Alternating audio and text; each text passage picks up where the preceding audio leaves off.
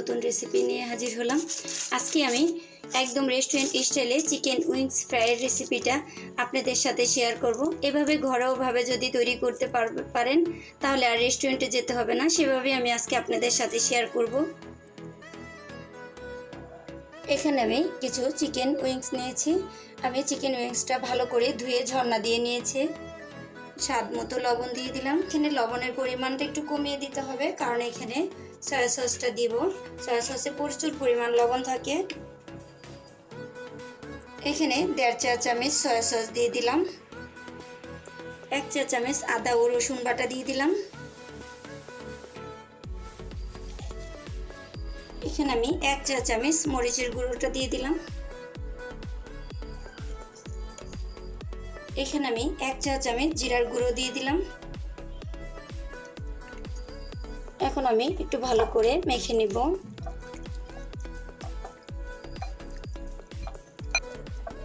এখন আমি আধা ঘন্টার জন্য রেস্টে রেখে দিব। ফিরে আসলাম আধা ঘন্টা পর। এখন আমি এক পাশে রেখে দিব।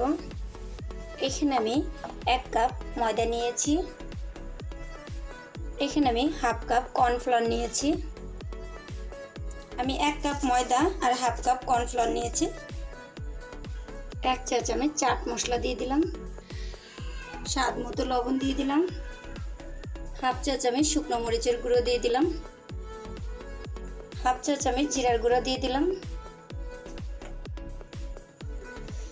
এখন আমি শুকনো উপকরণগুলো ভালো করে একটু মিশিয়ে নিব। এখানে আপনারা শুকনো মরিচের গুঁড়াটা চাইলে একটু বাড়িয়ে দিতে পারেন, ঝালটা আপনারা পছন্দ অনুযায়ী দিবেন।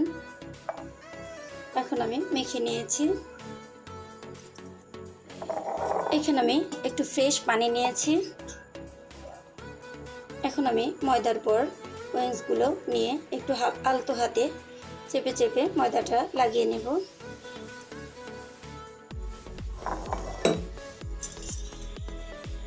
এখানে আমি ফ্রেশ পানির পর দিয়ে দিলাম।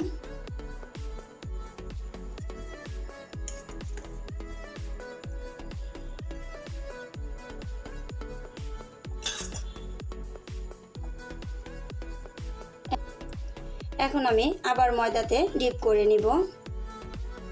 এভাবে আমি সবগুলো মেখে নেব। এখানে আমি কিছু তেল নিয়েছি। তেলটা আমি আগের থেকে একদম একটু হিট দিয়ে নিয়েছি।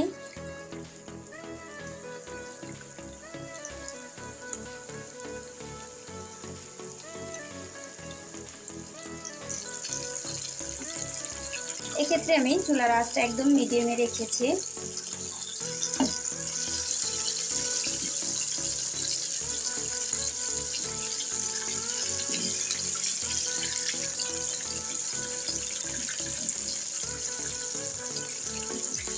আমি এভাবে উল্টিয়ে পাল্টিয়ে ভেজে নেব।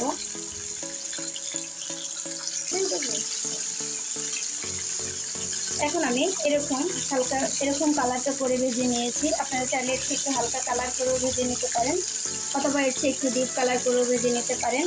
এখন আমি এভাবে সবগুলো ভেজে নেব। তৈরি হয়ে গেল আমার চিকেন উইংস ফ্রাইটা। দেখুন কত সুন্দর হয়েছে। যদি আমার চিকেন উইংস ফ্রাইটা আপনাদের ভালো লেগে থাকে তাহলে আমার ভিডিওতে একটি লাইক দিয়ে দিবেন এবং আমার চ্যানেলে একটু সাবস্ক্রাইব করে দিবেন।